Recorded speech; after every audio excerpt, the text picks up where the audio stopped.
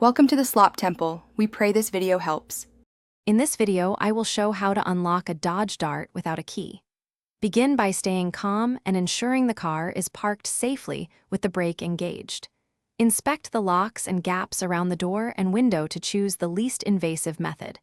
Have basic tools ready and avoid forcing parts to prevent expensive damage.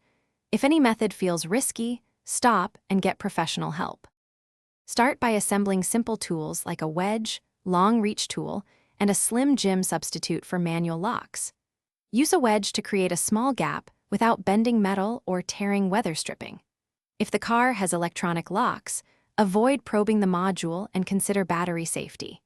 Keep gloves and eye protection on and move slowly to reduce the chance of breaking trim or damaging the lock mechanism during the process. If you're enjoying the guide, please subscribe and like the video to help us make more content.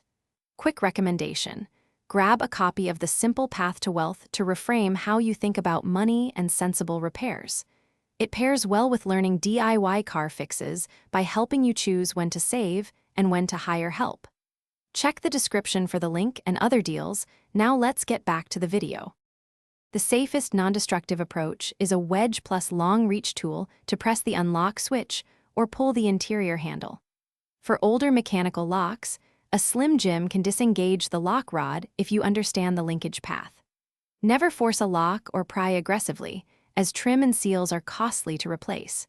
When electronics or airbags complicate access, contacting a locksmith or roadside service is the smartest route. Thanks for watching. Consider subscribing if we helped you.